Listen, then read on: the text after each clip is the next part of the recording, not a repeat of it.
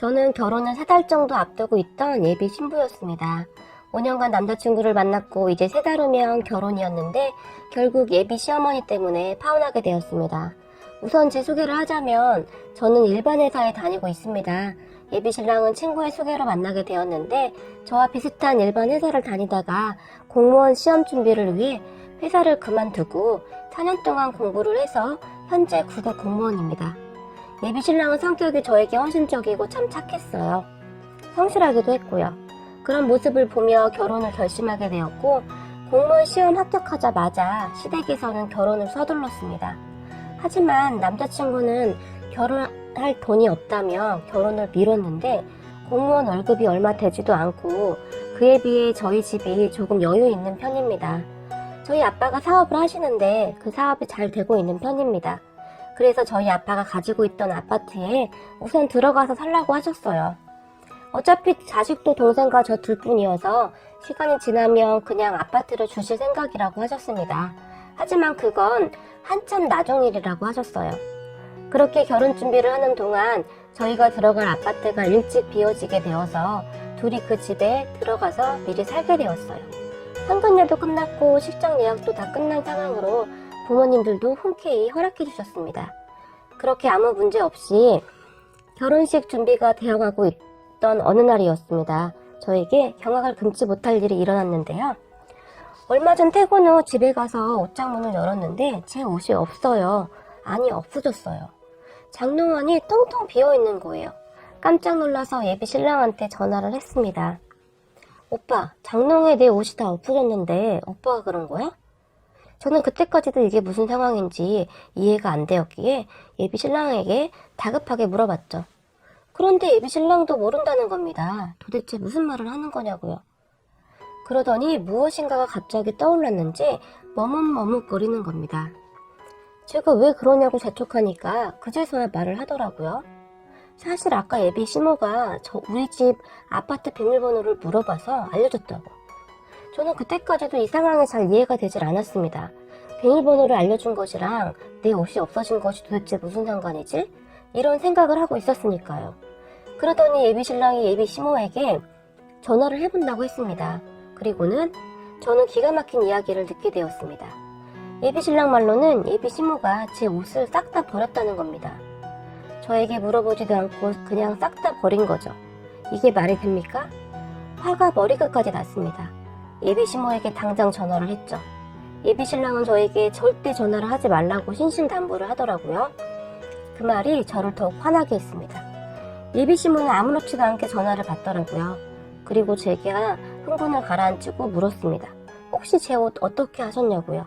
저도 화가 많이 난 상태라 목소리가 좋지는 않았습니다. 그런데 예비 시모의 대답에 저는 경악을 금치 못했습니다. 내가 오늘 가서 보니 옷이 입을 게 하나도 없더라. 앞으로 그런 거지 같은 옷은 우리 집에서 입지 말아라. 도대체 너는 그런 거지 같은 옷을 어디서 사는 거니? 거지 같은 옷? 정신이 멍하더라고요. 너무 멍해서 말이 안 나왔습니다. 그리고는 그런 저에게 예비 시모가 한마디 더 추가를 했습니다. 너는 생긴 것도 촌스럽게 생겼는데 옷을 그런 거 입으면 얼굴이 더 촌스러워 보여. 평소 꾸미는 것을 좋아하고 화려한 것을 좋아하는 예비 시모가 저를 썩 좋아하지 않는다는 것은 알고 있었어요. 제가 지방에서 올라왔다고 촌스럽게 생겼다는 말을 몇 번 했었는데 그때마다 저는 그냥 웃어 넘겼습니다. 저는 좀 통통한 편에 얼굴도 까만 편이에요. 그래서 옷도 조금 헐렁하게 사는 편입니다. 그리고 저는 패션 쪽에 관심이 없어서 옷에 많은 투자를 하고 하지는 않습니다. 그냥 저에게 편한 옷을 좋아하는 편이에요. 명품백 이런 것은 관심도 없고요. 제가 돈이 없어서라기보다 저희 부모님이 경제관념이 확실한 분들이어서 사치를 좋아하지 않거든요. 저희 부모님 밑에서 자라다 보니 저도 사치를 굉장히 싫어합니다. 그래서 옷도 인터넷에서 구매해서 입고는 하지만 그렇다고 예비 시모가 말하는 것처럼 그런 거지 같은 옷은 아닙니다. 그럼 예비 시댁은 돈이 많냐고요?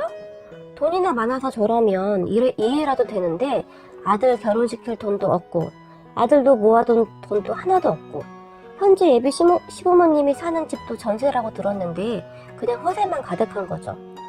돈도 없는데 나는 명품백이 몇 개인데 이게 얼마짜리다? 이 옷이 얼마짜리인지 아니? 뭐 이런 마인드입니다.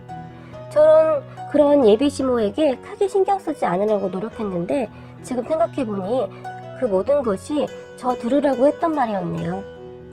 저는 그렇게 예비 시모와 통화를 끝내고 제가 그때 왜 어버버 하고 있었는지 지금도 엄청 후회가 됩니다. 전화를 끝내고 보니 정신이 들더군요. 그래서 예비 신랑에게 전화를 해서 이건 좀 잘못된 것 아니냐 그랬더니 예비 신랑도 그게 별 대수냐 라는 반응입니다. 철저하게 본인의 엄마 입장에서 말을 했습니다. 사실 너 옷이 좀 그랬던 것은 사실이잖아. 엄마가 잘못한 건 맞는데 엄마 말이 다 틀리지는 않잖아. 너는 돈도 있는데 옷이 솔직히 좀 그랬어. 이런 말을 합니다. 그동안 저에게 불만이 있었는데 참았다는 그런 의미로 들렸습니다. 그리고는 이번 기회에 탈도 좀 빼고 옷을 거기에 맞춰서 다시 사는 것도 나쁘지 않을 것 같아. 나도 그동안 내 옷들이 좀 창피하긴 했어. 라고 덧붙이더라고요. 결국 그 엄마의 그 아들이었던 거죠. 그동안 이런 모습을 감쪽같이 숨기고 있었던 것이었는지 아니면 제가 뭐에 홀려서 상한 판단을 못했던 것인지 혼란스러웠습니다. 그리고 저는 정신이 번쩍 들었습니다. 이런 집구석에 들어갔다가는 큰일 나겠다라는 생각. 그래서 잠시 고민을 하다가 저희 엄마에게 전화를 해서 말을 했습니다.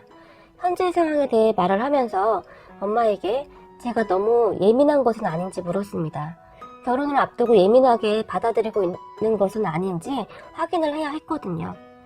그런데 저희 엄마는 솔직히 상견례 때도 예비 시모의 행동에 조금 실망스러웠는데 역시나 틀리지 않았다고 말을 합니다. 상견례 자리에서도 명품으로 치장을 하고 오셔서는 저희 엄마에게 어머, 사돈은 참 검소하신가 봐요. 돈도 많다고 들었는데 참 검소하게 사시네요.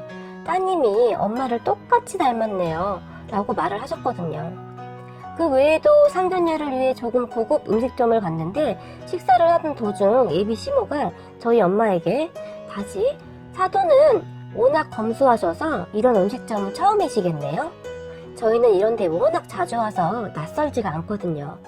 그리고 거기는 지방이라 이런 곳이 없죠. 뭐 이런 말을 했던 것도 기억이 났습니다. 대부분의 말들이 저희 부모님이 지방에서 산다고 무시하는 말투였습니다. 그날 저희 엄마와 저희 아빠는 정말 불쾌했지만 제가 좋다고 하니까 자식 생각해서 참았다고 합니다. 그리고 예비 신랑도 워낙 성실하고 저한테 잘하는 것 같아서 그 정도는 그냥 넘어가려고 했다고 합니다. 그런데 예비 신랑의 행동을 듣고는 제게 묻더라고요. 이 결혼 꼭 해야겠냐고. 엄마는 불안하다고. 결혼도 안 한 예비 며느리 집에 가서 옷을 다 버리는 것은 결코 상식적인 행동이 아니라고. 설령 결혼했다 하더라도 그런 행동을 하는 것은 큰 문제가 된다고 객관적으로 생각하라고 조언을 해주셨습니다. 이혼보다는 파혼이 나으니까 잘 생각해보라고요. 엄마의 말을 곰곰이 생각해보니 정말 제가 그동안 뭐에 홀렸었는지 상한 판단이 잘 안 되었던 것 같습니다. 집도 전세이긴 하지만 저희 집에서 해줬죠. 아내 살림도 제가 다 했죠. 왜 그런 저희 집이 무시를 당해야 하는 것인지 이해할 수가 없었습니다. 저는 그렇게 예비 신랑에게 파혼을 하겠다고 통보했습니다. 그런데 예비 신랑은 상황 파악을 못하고 결혼이 장난이냐며 아무리 화가 난다고 하더라도 그렇게 아무 말이나 하면 안 된다 라고 말을 합니다. 아무 말이래요. 지금까지 저희 부모님과 저에게 했던 말과 행동은 거의 아무 말 대잔치 수준 아니었나요? 저에게 엄청 흥분하며 화를 냈습니다. 자기 바쁜데 자꾸 귀찮게 한다고. 이제 결혼 날짜도 얼마 안 남았고 같이 산다고 생각하니 제가 어떻게 하지 못할 것이라고 생각해서였을까요? 예비 신랑이 조금 변한 것 같았습니다.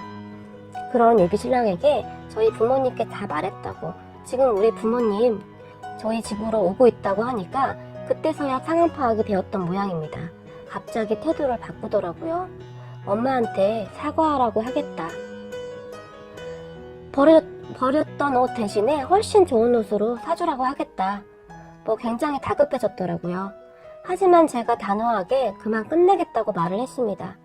그러자 예비 신랑이 예비 시모에게 전화를 한 모양입니다. 예비 시모, 아니 이제 아줌마죠. 그 사람이 전화를 하더라고요. 전화를 받았더니 이게 무슨 파혼 이야기를 할 뻔이냐부터 제정신이냐, 결혼이 장난이냐 마구마구 화를 냅니다. 그래서 제가 그랬습니다. 그래, 말 잘하셨다. 결혼은 장난이 아니라 지금 끝내려고 한다. 어디 가서 물어봐라. 지금 하신 행동이 정상적인 행동인지 아닌지. 그리고는 앞으로 전화하지 말라 하고 전화를 끊어버렸습니다. 그대로 전화를 안 받았더니 문자에 카톡에 그 모자가 난리가 났습니다. 어차피 아파트 들어올 때 가지고 온 것도 옷 몇 가지밖에 없었고 전남친 짐을 보니 진짜 초라하게 그지 없더라고요. 그 인간 옷을 싸서 문 밖에 두고 사진 찍어서 문자로 보냈습니다. 네 거 찾아가라고. 오늘까지 안 찾아가면 거지 같은 옷 다 버려버리겠다고. 저는 그렇게 파혼을 하게 되었습니다. 예식장 취소와 앞으로 할 일이 태산이긴 한데 구덕이 무서워서 장 못 담그나요? 그동안 제가 제 인생을 너무 쉽게 생각했던 것 같습니다. 전 남친은 지금도 연락을 하고 있고 저희 집에 찾아오고 있는데 저는 조만간 이사를 갈 생각입니다. 혹시 마음이 바뀔까 싶어 아예 연락도 안 받고 있고요. 그래도 같이 지내온 시간이 꽤 길어서 사실 조금 힘이 든 건 사실이니까요. 며칠 사이에 참 엄청난 일이 많이 일어났네요. 하지만 저는 지금 오히려 전 남친 엄마에게 감사드립니다. 본심을 미리 알려줘서 정말 감사할 따름이네요.